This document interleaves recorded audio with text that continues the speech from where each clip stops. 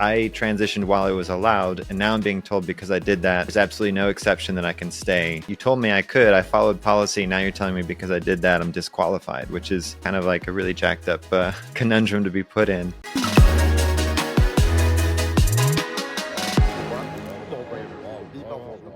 All right, guys, I'm super excited to talk today with Jo Ellis about her experience as a transgender member of the military and Trump's military ban. We're going to get into the specifics and debate some of the justifications that have been put forward for it. But Jo Ellis is a chief warrant officer and Black Hawk pilot in the Virginia Army National Guard and the co-host of the Transnormal podcast on Apple Podcasts, Spotify, or wherever you listen to podcasts. Jo, thanks for coming on the show. Thank you so much for having me. I really appreciate this opportunity. Of course. Look, I've seen you speak out in the news and on some high-profile media appearances that you've done over the last several months as kind of the saga with trans military ban and discussion over all of that has played out. And your story is really interesting. But just for viewers, so they can understand who you are as a person, before we even get into any of the politics, just tell us about your service and your career in the military. Sure. I joined the Virginia Army National Guard in 2009 as a helicopter mechanic.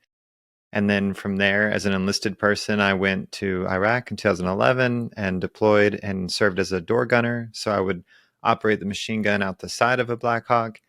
And then had a couple other missions, one in Guatemala and then another one in Kuwait. And then in 2020, I applied to become a warrant officer and go to flight school for the Army. And so I went down to Fort Rucker, Alabama, and completed 18 months of training there and became a Black Hawk pilot and a warrant officer. Well, first off, thank you for your service. And I really mean that. Setting aside all the debate over trans in the military and everything, I really do appreciate that. And anyone who serves in our armed forces. Where in this process did you transition? Were you already trans before you entered the military? Was this partially through your service? Tell us about that. So this was most recently, actually. So I transitioned in late 2023 is when I started the process, and I finished in early 2024. So I'm fairly new as a trans person and coming out into the world and everything. Before that, I lived as a man my entire life leading up to that. So I was about, I guess, 34 when I started taking steps, and I'm 35 now. Okay, and what is the transition entailed for you precisely? Oh, so for me, it was hormones, and then I did a face surgery. Okay, and you still take the hormones now? Yep. Yeah, I still take them. So just estrogen. I just take tablets. I don't mean to be invasive. I only ask because I No, think you're fine. it'll I'm be an open relevant book. to the conversation. Yeah, I'm an open book. Yeah. So tell us about what's happening to you now, because I know that you have been impacted by the Trump administration's decision to dismiss people from the military who identify as transgender. Sure. So since I'm National Guard, I have a different timeline than active duty. Active duty was given until June 6th to decide, conveniently on D-Day, to decide if they were going to voluntarily separate or wait until the involuntary process. And those two processes are just, you can self-identify as being trans, which makes it a lot easier on the military to figure out who you are. And then you get some extra separation pay and some other things like that. So it's very incentivized for trans people to do that process. The other option is involuntary, which is where you wait to be discovered. So they have to either comb through your medical records, or they have given authority to certain commanders to look at social media postings and kind of hunt us down and identify us as trans. So that way they can get rid of us. Because believe it or not, the Department of the Defense doesn't track who is trans and who is not.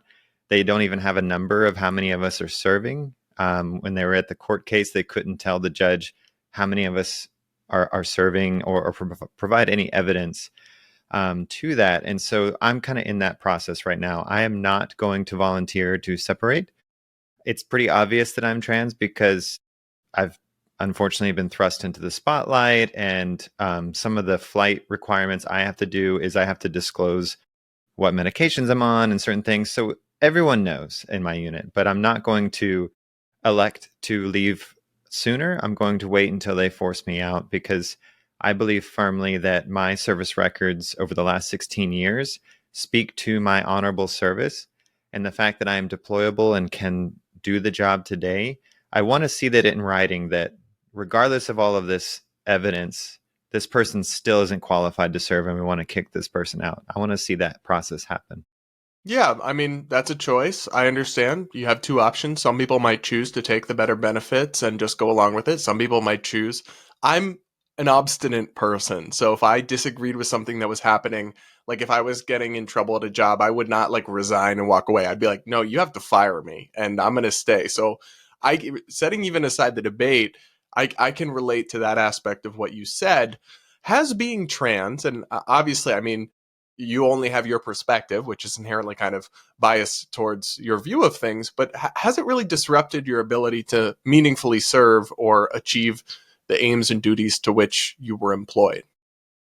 It hasn't. In fact, it's made it easier to do certain things because now I can focus more on the job at hand, and I'm not dealing with untreated, mental issues or any kind of medical condition. Now I can actually just move forward because I was diagnosed with gender dysphoria, and the steps I took for my transition alleviated those symptoms, and now I'm asymptomatic. So you could say my dysphoria has been resolved, and so therefore I'm a more effective person because I'm no longer dealing with an issue similarly to someone who had depression and maybe they're asymptomatic and now they don't. That would be, a more capable soldier going to war or flying an aircraft like I do. And so that's been my experience is I've kind of come alive and my unit and folks have noticed that I'm just a better person overall. So it's interesting to me that you mentioned gender dysphoria because I definitely was going to bring this up. So to be clear, I've actually been on the record for years in opposition to the idea of categorically removing trans people from the military. I've always thought that there should just be some sort of case by case analysis of people. And by the way, I think regardless of how you feel about this debate, it is crazy that the military doesn't track this and doesn't have good numbers on this because it seems like relevant information just regardless. But so I've actually never supported the trans military ban, even though I often take positions that are like against trans activism or whatever on many issues.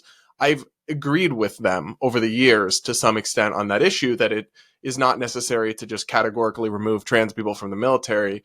I think anyone who I've always said like individual basis, anyone who can be declared fit to serve and commit all the purposes, whether they're trans or not, maybe that would rule out a lot of trans people who have serious mental health issues. I don't know, but if you have people who are fit to do the job, I've always been against just kicking them out because they identify as trans.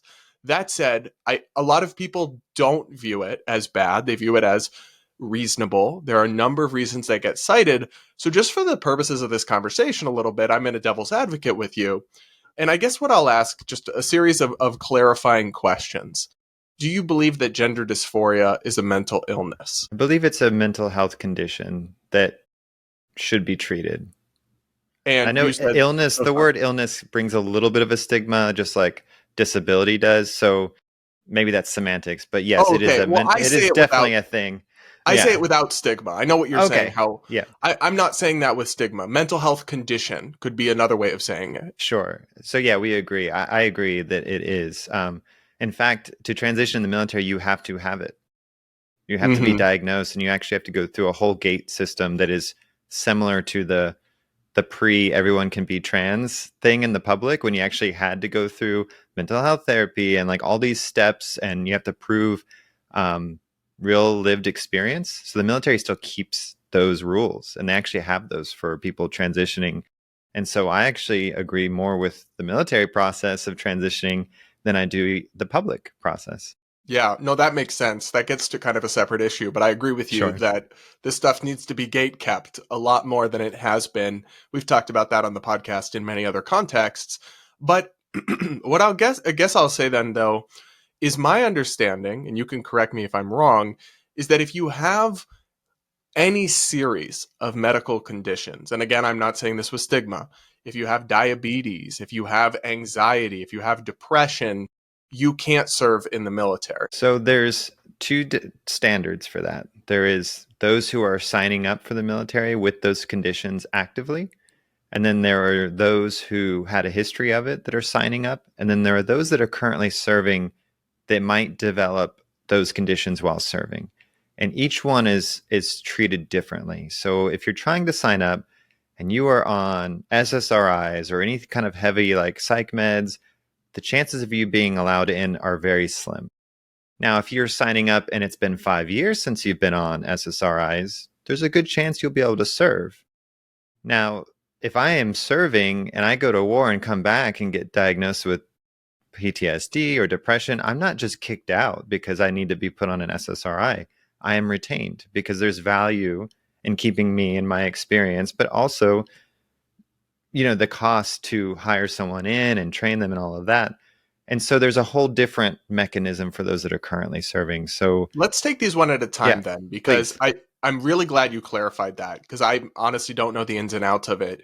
But so if for example, I have an anxiety disorder, I take a medication for it actively. I know that I could not enlist in the military, or it would be almost impossible for me to do that while serving. In the same way, why is it different to exclude people from signing up specifically for the military who have a gender dysphoria diagnosis and need medication to treat it? Isn't it the same thing as all sorts of medical conditions that we routinely disqualify people for? It could be. So the idea of someone signing up is, I think, is different, right? So if you sign up and you have untreated gender dysphoria, I think that's a serious issue, right? Now, if you've been treated and you're asymptomatic and you can show a standard of, hey, I'm no longer experiencing these symptoms, I'm well adjusted, things like that, right? Then I think there could be a pathway based on what type of skills they might bring to the table or what type of medicine they're on, if they're on tablets versus injectables. Some people maybe they're not on any hormones. You never know, right? So I think there's, like you said initially, a case by case approach would be the thing that makes the most sense because it's not as simple. It's not black and white like most things, unfortunately. And Yeah. so So an outright ban, yeah, go ahead. if I had serious depression and I'd taken SSRIs, but it'd been 5 years and I was no longer on any medication, would I be able to enlist in the military? I would have to double check that for sure, but I know there is a time limit, just like when you're trying to apply for a flight physical to fly for the FAA. There's all these criteria that are just like if you haven't been on it for 5 years and you have an evaluation that shows you are good to go and clear. Also the severity. So usually if you've ever attempted suicide or anything like that, like the chances are slim to none, right? It's all like shades of gray on if you can meet a criteria to get an exception to join. Either way, you'll still need an exception with a history of that kind of uh, depression or disorder. But the exception may be granted, and they have that, just like they have it for people currently serving that might have diabetes. They get an exception to keep serving if they can meet certain criteria. Yeah. I mean, I think that would make a lot more sense in a way to treat gender dysphoria in the armed services. But I guess the question is like if you're a person with gender dysphoria who actively relies on like estrogen or a hormone therapy to treat your condition of gender dysphoria, and you're not going to stop taking it, right? Because you need it to treat that condition, and you seek to enlist in the military, would that be legitimate grounds in the same way that like my anxiety disorder is currently legitimate grounds to deny someone admission to the armed services, in the same way that my anxiety disorder is currently very well treated by my medication, but I like have to stay on it or it would get bad again. So what do you think about that specific scenario? I'm not entirely sure, right? Because I think I can see both arguments, right?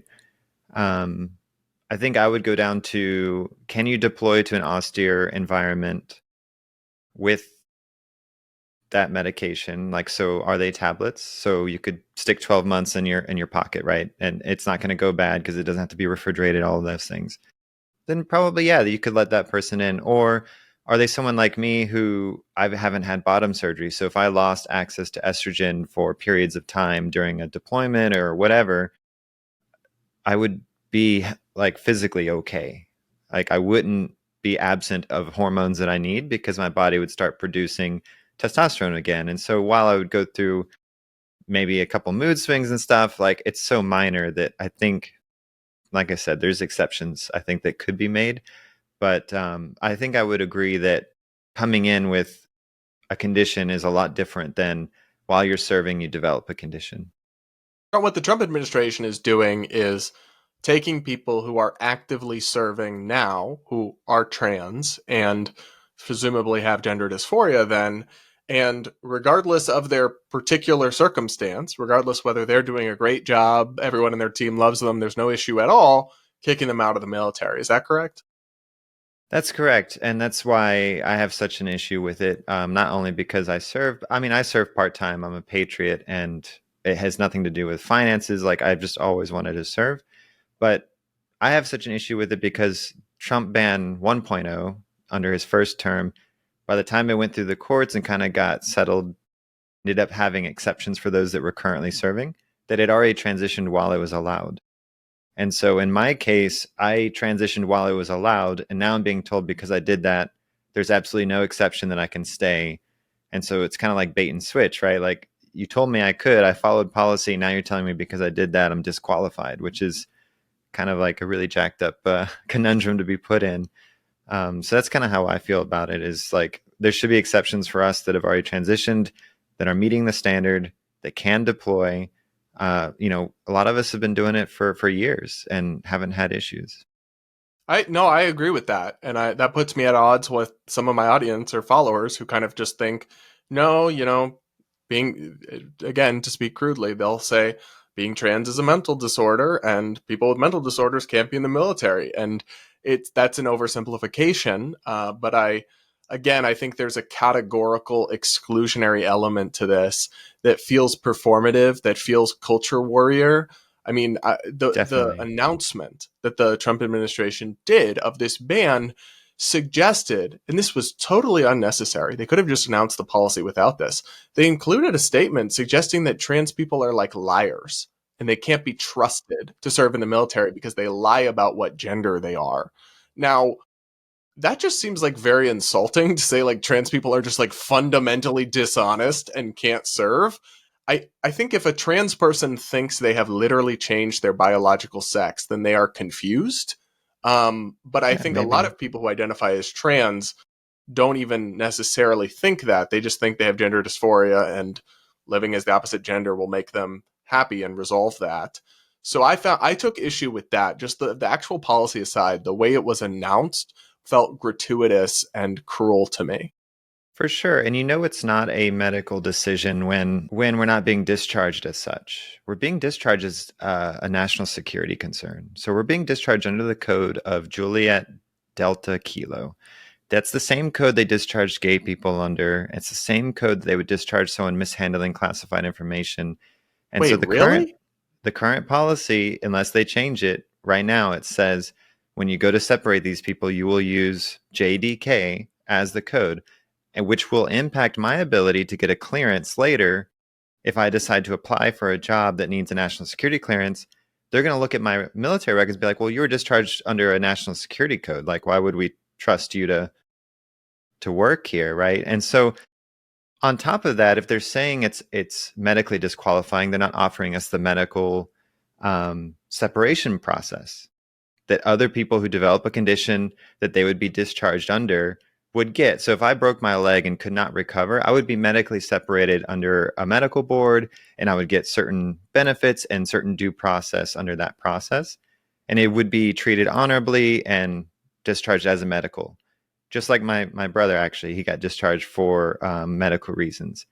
But that's not what's applying to me. So you're saying it's a medical condition, but then you're discharging me under a code and under a process that exists for people who fail their PT test, for people who, um, like I said, mishandle classified information, things like that. Like, they're not even using the process that exists for medical because it would give us a little bit more benefits if they did it that way.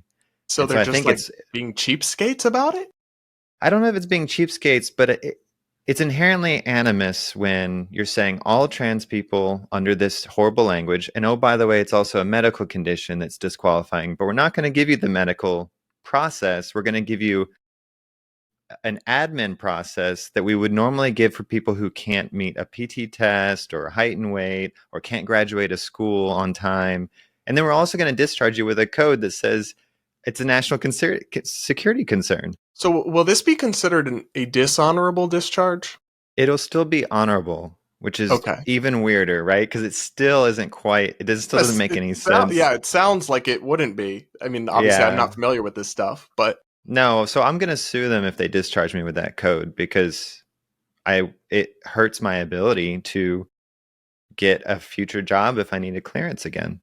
that's fair. I mean, because there's lots of jobs that you might work in where you would want a security clearance, and Yeah. whether somebody thinks you should be discharged from the military because of gender dysphoria being a mental condition or not, I mean, you didn't leak classified information, right? You're not Nope, I did a not national add anyone security to a threat. signal chat. Yeah, you didn't add anyone to a signal chat either. Yeah. Um, I mean, I've got 17 years in the IT field because I'm part-time military. I also work in IT and I'm also in Virginia. So there's a lot of jobs that would need a security clearance that I could get. And with this code, I'm going to have to justify it to every future employer why I got that code. that's a real harm, and I think you should sue them over that. So Yeah. honestly, good Yeah. for you. What I'm drawing from this conversation, honestly, is that I, unlike maybe the left wing trans activists, I do not really think that anyone who supports the idea of a trans military ban must just be evil and hateful and bigoted. Like, I think there's a legitimate conversation to be had when what you're talking about is something that is closely intertwined with a serious mental condition.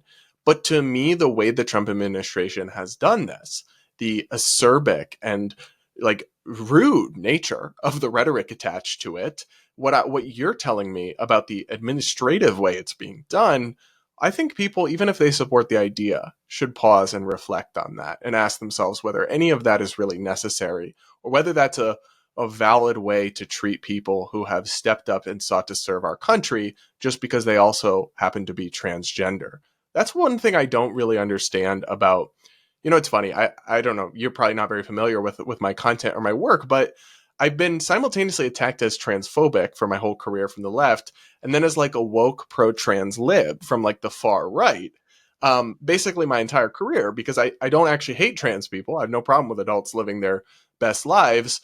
But obviously I have, what they would call like heterodox or far right fringe positions on a lot of trans issues in the LGBT community. So I'm kind of Well, the me enemy too. of So everyone on this. Yeah, I've seen you poke the bear a little bit.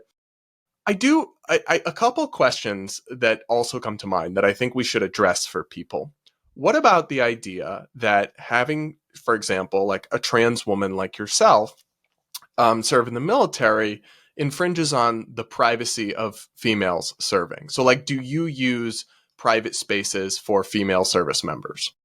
in the military, yes, because under the policies that existed when you change your gender marker in the military, you must use everything that aligns to that gender marker. So once the gender marker is changed, which is typically at the end of your transition process, once that gets flipped, that's when you're no longer allowed to use the male stuff. You have to use the female stuff.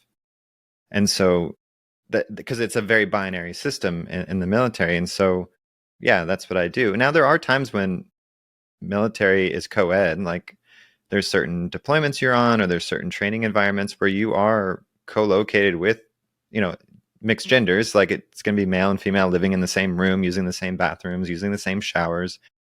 So there are times when that exists. So it's not like it's abnormal for that to happen. But yes, that's pretty much how it works. Once it's changed in the system, then that's when you're supposed to adhere to those grooming standards, those uniforms, those bathrooms, everything.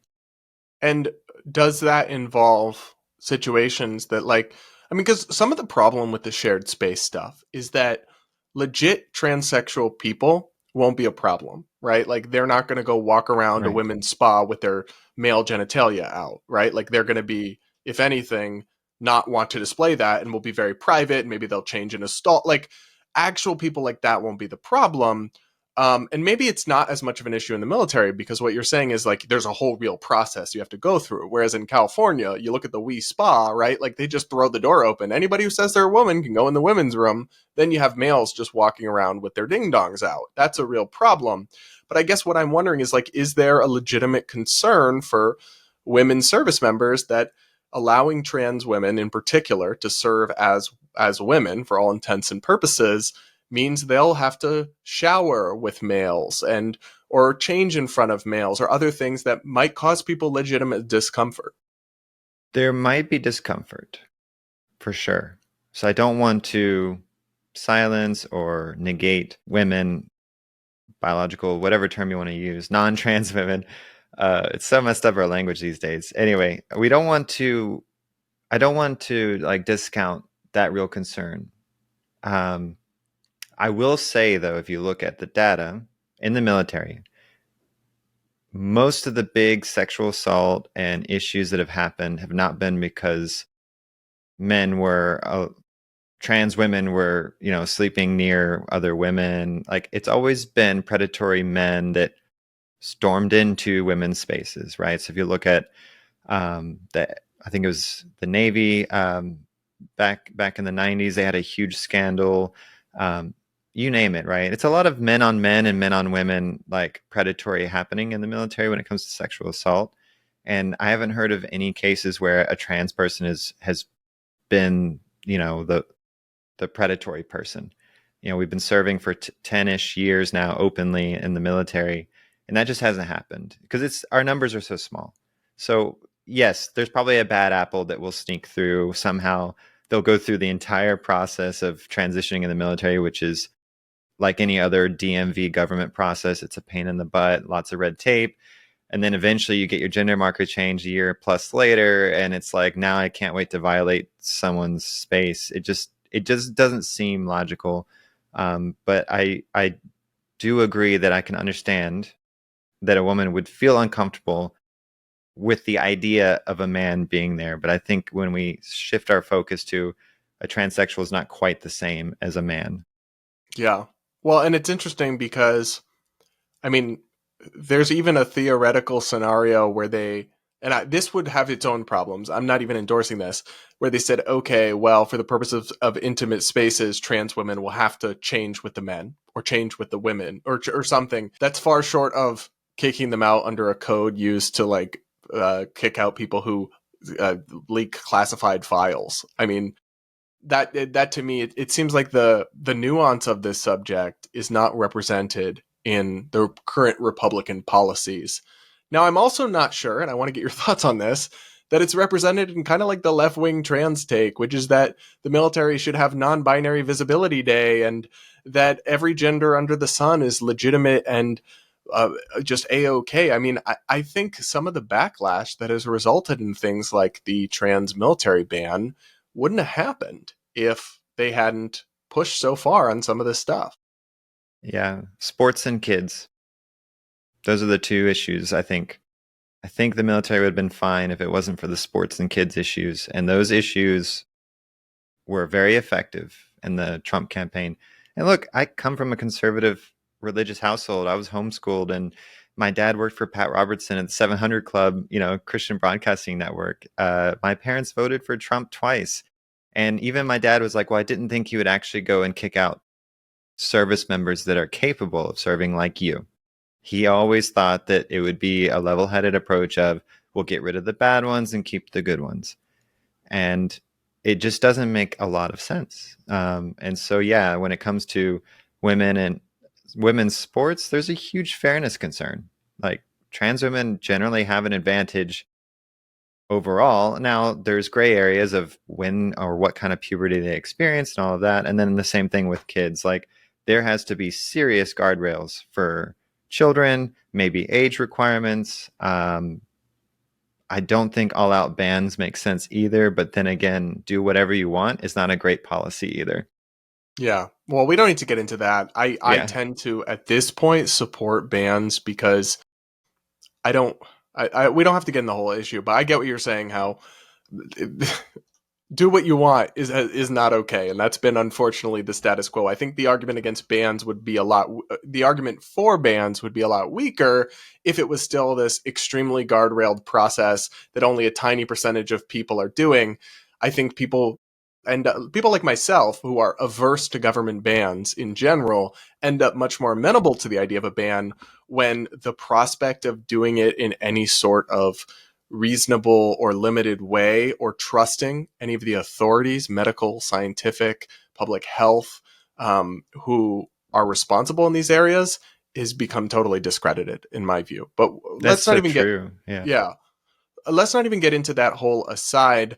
I mean, one other issue that people think of when it comes to trans in the military is additional costs. The idea that when you're in the military, you get your health care covered by taxpayers, and that will mean there. I believe there's some transition surgeries that people get paid for by serving in the military. I know you paid for yours yourself, but is that a legitimate concern that people have? I know it's a relatively small, like it's a tiny piece of the pie in terms of the massive military budget, but is it fair for people to not want that stuff paid for on taxpayer dime? It's fair for people to not want that, but I think sometimes when we say taxpayer, we forget that the person receiving it is also a taxpayer. And my tax dollars shouldn't go to your thing. I think there's a language issue there. Our tax dollars. We're all paying taxes. Like trans people are being paid by the taxpayer to serve, like regardless of what medical care they receive. And so, my biggest complaint with that argument is that nobody cares that our tax dollars goes to $37 million more towards Viagra for the military. Tell me how Viagra is a necessity for combat troops.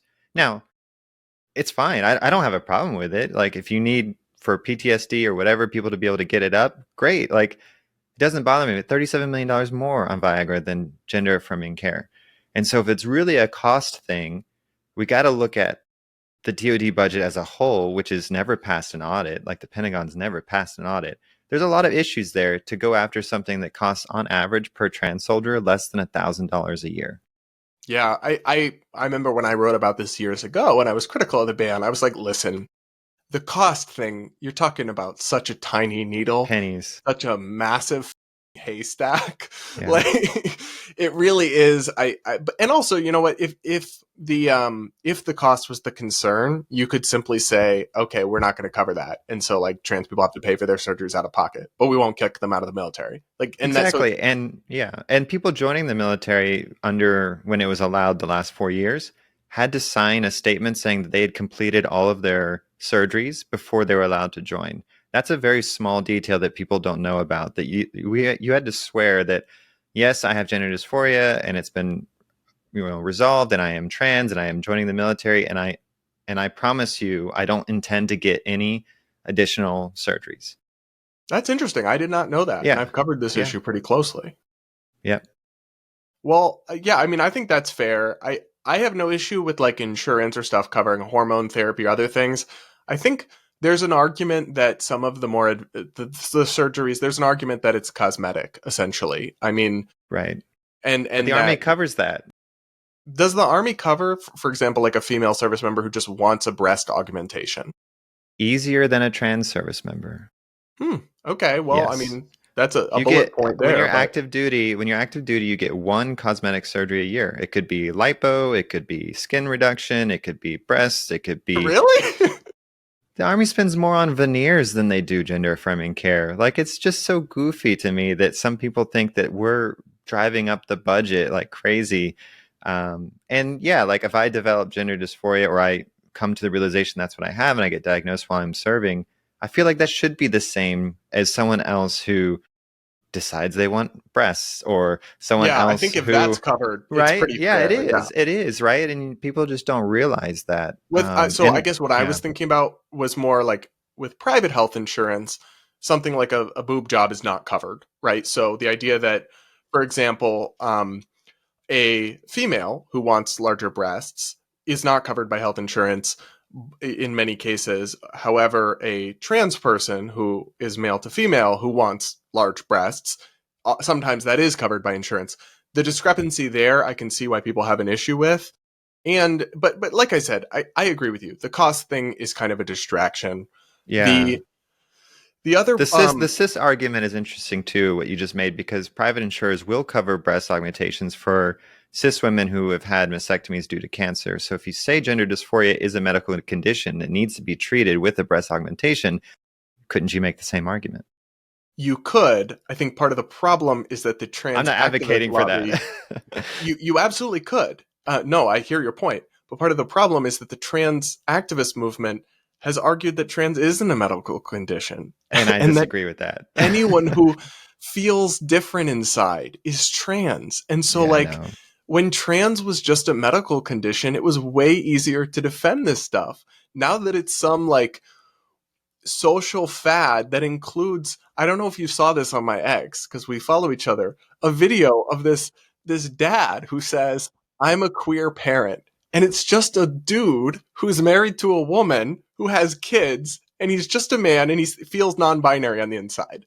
That considered trans now. So, like, Right. then it's watered down to the point where when trans was just a statistically very rare medical condition that some people experienced, no, I don't have a problem with that. And I don't even have a problem with them getting the things they need covered. I wonder whether things like surgeries really have good enough data to truly justify them as a medical expense.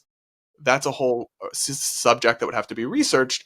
But if it's there, then okay, especially if similarly situated stuff is covered. Again, though, I do think when it comes to the military question, it's kind of a moot point because, okay, just don't pay for surgeries then. And hormones Yeah. are not expensive. Yeah. If the Trump administration came in and said, "All right, we're going to let you serve, but here's how you get an exception. You had to have already completed your transition under the old policy, and any surgeries you want from here on out, you have to pay for. We'll cover your hormones." Cool. Or even further, you have to stay with the males and use male bathrooms. I don't want that, but those would be terms where I would continue serving, and I wouldn't get out over that. It's Hmm. not the best conditions, but like it's some sort of middle ground. And right now we're getting none. We're getting no exceptions. The only exception you can get is if you had gender dysphoria, but you never tried to transition and you're stable enough in your biological sex to keep serving. So the only people that can stay are people who have untreated gender dysphoria. That's that's Yeah, strange. The whole thing is very strange. strange. Yeah. A couple topics, a couple like just kind of other things I want to touch on is I've talked about this on my show. There's an insane problem with like right wing misinformation on X and on Twitter and just kind of people spreading crazy stuff that is not true. We saw this about the Minnesota shootings. We've seen this about so many things. You were caught up in that in a very unusual way. Tell us the story of what the heck happened to you, where you had to release a proof of life video to the internet. Yeah, I wrote an essay right after the executive order came out about the trans military ban to my former boss, Michael Smerconish, who has a Sirius XM program and he's on CNN on Saturday mornings. He reached out to me privately and said, "Hey, I know you've transitioned and you're serving. I would love to humanize this issue because I don't think many people realize who the people are that are going to get kicked out." And I thought about it, and I was always very private about everything because I was still serving and I didn't want to get mixed up in anything or become politicized. But I was like, you know what? This is my chance to write a quick essay and appeal to people as I'm a patriot. I've served. I want to keep serving. And that's pretty much what the whole essay was about. A little bit about my background and story, but that was it. And what a coincidence that the day that published and I appeared on Sirius XM with Michael Smerconish, that evening was when the crash happened in DC between the airliner and the Blackhawk. And so I had a fresh essay as a trans person, Blackhawk pilot from Virginia, on the interwebs, including what ended up getting released as a podcast from Sirius XM of my segment. And then by a day and a half later, it was being rumored that because of the DEI comments the president had made, that the third pilot must be a DEI hire. And to the internet, that became woman or trans or something, right? And it was just, I don't know who or why, but someone said, "Oh, it must be this trans pilot because they wrote this essay and now they're very depressed and they committed a murder suicide because they're being kicked out of the military." And that caught up like wildfire in X in the Twitter sphere. And then a Yeah, it couple was of plastered yeah, everywhere. I remember a couple, seeing yeah, people that I follow sharing this, and I'm and I'm Coulter. Ann Coulter. I mean, crazy, but Yeah. I am more cautious in the aftermath of what I share in the aftermath of incidents because I don't want to share false information. I don't want to share false pretenses, but people like were looking for a scapegoat to make it about DEI. And look, I'm a critic of DEI. I really don't believe in DEI. I believe in equality and non-discrimination, but I really don't believe in the principles of DEI. That said, the idea that anytime a plane crashes or an incident happens, we're just going to start shouting about DEI and looking for random minorities to blame. I mean, that's what some people on X did. And without evidence, they put you up as a person who just killed a whole plane full of people. That's including insane. myself. Yeah. I mean, Yeah, can it's you so sue them? insane. So yes, so one of the prominent accounts we believe is the first one to tie the rumor to a picture of me as the person and use my name and likeness. And so that person's name is Matt Wallace. And so I am suing Matt Wallace in federal court through the Colorado because we believe that's where Matt Wallace resides.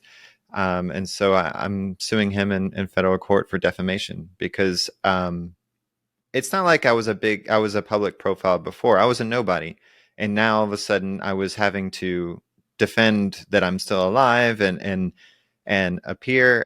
And now like I'm known everywhere. And so it really changed my life. And while I've been able to manage to make lemonade out of the lemons, I would have rather none of this had happened. I like to keep a low profile, and I would have just much rather just kept to myself. It put my family at risk. We had to hire private armed security that weekend because I was being doxxed, and Virginia records, property records, aren't masked and things like that. And I conceal carry. Well, I mean, I'm pro Second Amendment, but started conceal carrying every day now because of it, because I get recognized and I never know if someone's going to not like what I represent and find me down a dark alley. So I just can't remain private anymore, unfortunately.